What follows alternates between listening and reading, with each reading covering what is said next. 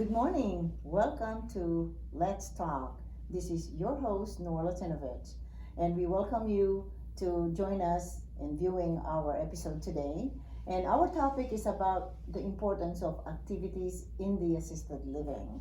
And I do have a guest today, and it's an honor for her to spend the time with us and kind of share her experience about what she's going through and what she's doing right now in our community. I would like to welcome our guest, Miss Van Nguyen. Miss Van, go ahead and introduce yourself, please, to our people. For those people who doesn't know you yet, because I know you've been in the industry for quite some time. Thank you, Nor. I'm really honored to be here today to share with you my story. I started in the industry as a caregiver, and I worked my way up as a care manager for the assisted living industry.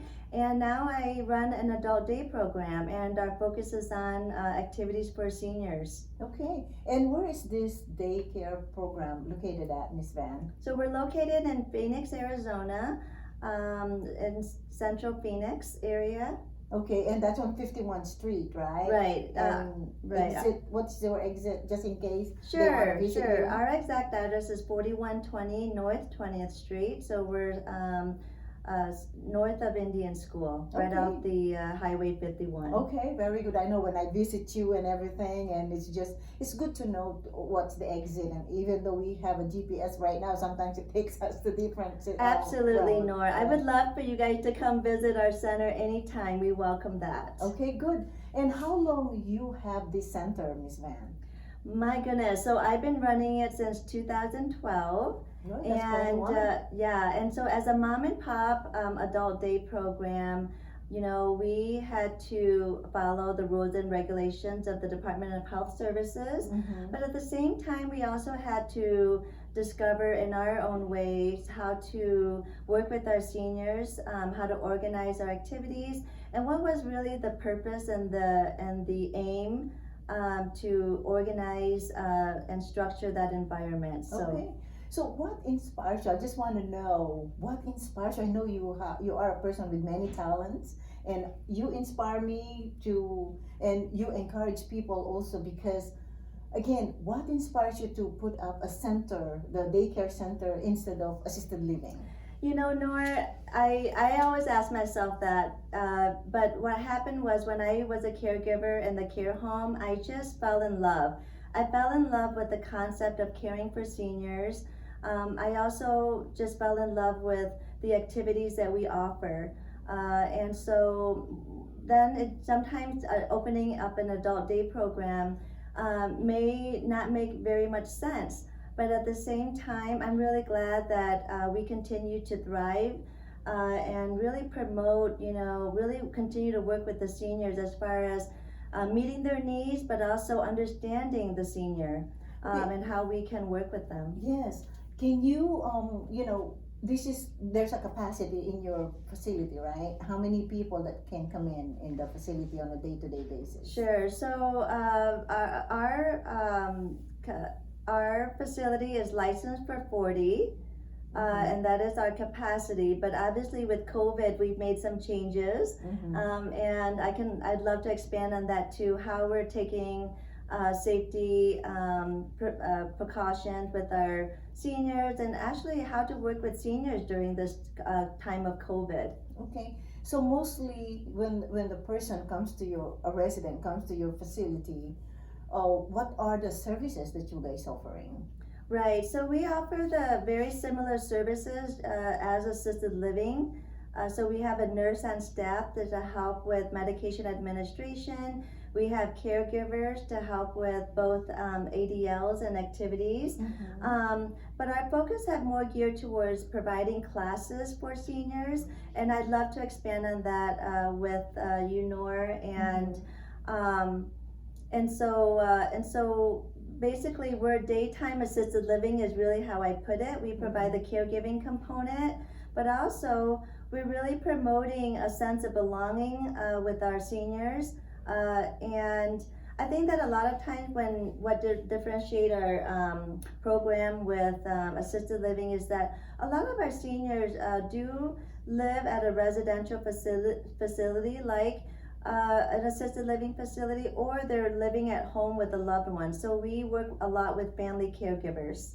Yeah, especially during pandemic, I think it's very important for our seniors to help them mentally, physically by providing those activities. And I know when I visited many times your facility, it's kind of see and fun to see those seniors doing different activities that they are enjoying, right? Right, And you are capable of taking supervisory, personal, and directed care. right. Oh, So wonderful! right. So, nor like you said, adult day program. I think we provide the directed, personal and supervisory care.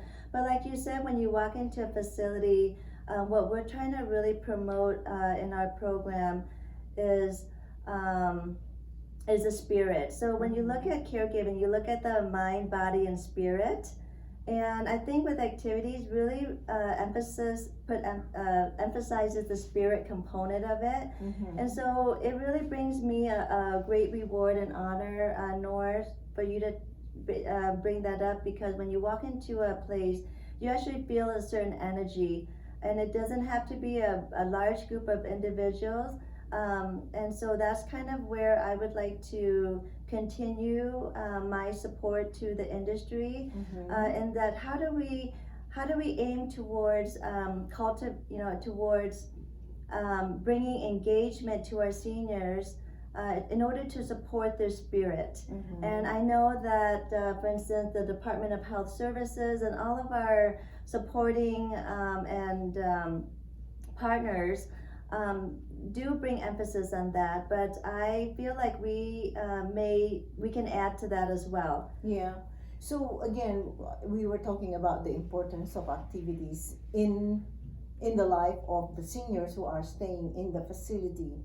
When I'm just gonna go back a little bit, when you were working as a caregiver, mostly because the residents are they have a different level of care. I know Department of Health Services are really promoting and asking a lot of care homeowners to provide activities to these residents, right? It's either, are you focusing more on their abilities on how to do things when, yeah, and even now you can apply that Right. today.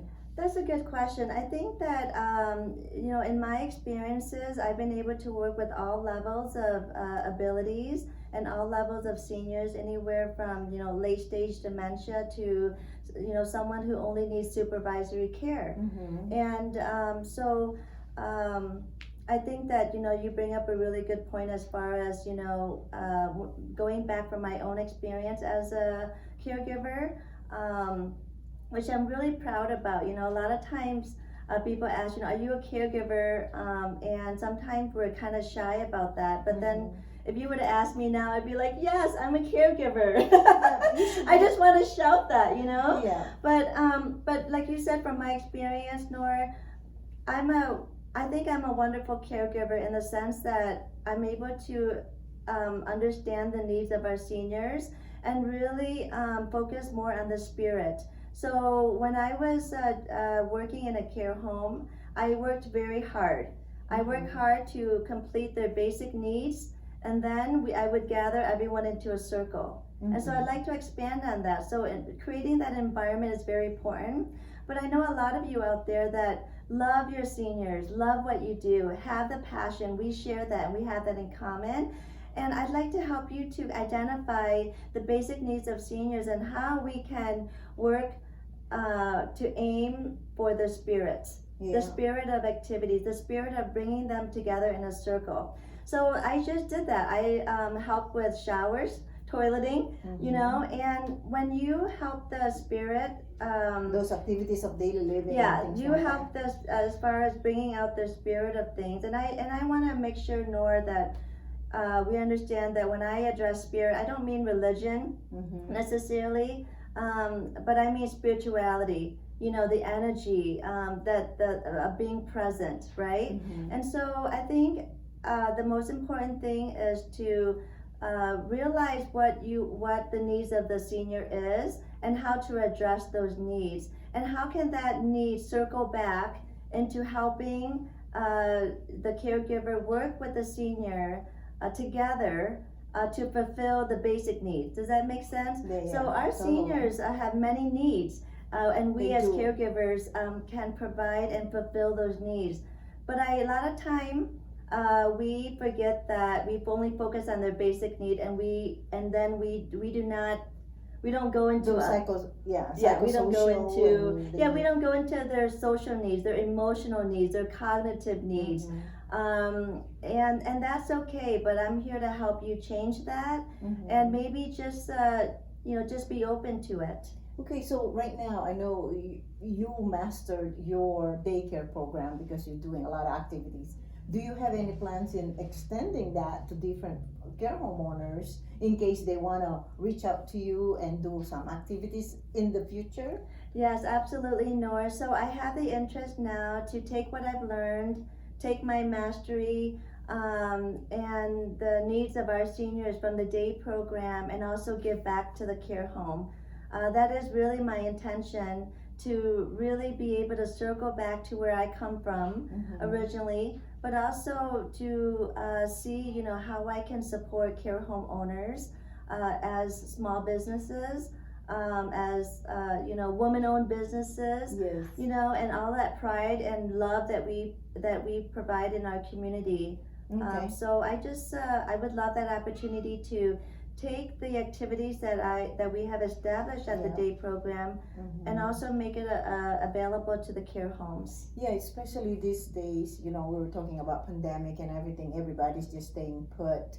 As you have said, we have to bring out their abilities cognitively, anything that they can, that we can provide to these seniors, so that it's not just sitting there, it's not just bingo, right? Because a lot of care homeowners, even when I was running a home, bingo is very popular. But again, because we're dealing with 3 levels of care, make sure that we are going to meet the needs according to their level of care, right? Right. So with your expertise, I'm sure you can, you can reach out, or our viewers or our care homeowners can reach out to you in case they want you to come out or do some activities. Is that something that you are intending to do? Yes, definitely. So I have the interest right now to address, the times of activities during pre-COVID, right? Before COVID happened, during COVID, but also now post-COVID, as we're moving into transitioning, whichever how long that takes. So I think that this is a great time for me to communicate and provide these activities, because our resources are limited, and this is the time for us to share what we've learned, and then also be able to collaborate and work together. So what happens when we only have to address safety during COVID? That's a really big concern. At the school for seniors, we closed from March until September. And even while we start to reopen, we open with a lot of precaution, with a limited number of participants and whatnot. But I wonder if you guys are feeling the same in the care home industry, and also how can we bring activities in safely and also still offer that. So while we only focus on safety of the seniors, we forget about the activities during this time. Is that how do we also fulfill that need? And I think I may have a possible options to give to care homeowners at this time. Okay, wonderful. Wow, that is so awesome, Miss Van. Again, our care homeowners, a lot of people, they're struggling what type of activities that they are trying to provide to our seniors, and of course, with the financial also, impacting to that. But again, it is a must for the care homeowners to provide the activities, because that's part of the rules and they have to have that. And with you coming out here, I believe it will give them an idea what to do. And of course, if they want to reach out to you, they can reach out to you over the phone and email, that we can put it, later on when we put these out. And again, Ms. Van, do you want to share more information to our viewers? How can they get these activities rolling with your plans to share your, whatever you're developing? Right. Thank you, Nora. So I have a lot of questions for the care home to start, and also if we can exchange these questions and answers to get a better feel for, your struggles or the challenges that you face during this time with, with activities and really aiming towards, promoting your seniors and their spirit during this time. So the pandemic has really affected us as individuals, but also for the seniors that we love and care for. And this is a time where they need you as well. They need to also engage and a good example would be one of the things that we offer at the school is our classes. Mm-hmm. And the classes are really to provide the seniors the opportunity to express themselves, You do have a daycare, so can they come to your daycare also, right? And they can get some information from. Right. So I would love for you to contact me directly so that we can set up either a Zoom. Mm-hmm. We can converse virtually. We can converse through FaceTime. Mm-hmm. We can converse through Nora. We don't necessarily have to have you present at the facility Mm-hmm. during this time. I can do future videos with Nora. We can find out ways to get this activity piece to you. And I would love the opportunity. I'm really excited about it, and I can't thank you enough for what we do to the community That's and for the seniors. They're the ones that really reap the benefits of us coming together. That's right. And when we work together, we accomplish a lot also, right? So again, well, Miss Van, thank you so much for those amazing experience that you shared with our viewers, and of course the things that you can do for them also. Thank you, Nora. And I just want to let everybody know to just be proud of you as a caregiver, as a care home owner. You are the spirit of your seniors. Yes. And thank you for allowing me to come out today Of course. and share this with you. Absolutely. So, thank you, everyone. Okay, thank you again. If you have a question, it's either you call us directly, but we're going to post Miss Van's information, phone number, and email. Again, thank you so much for watching. See you again.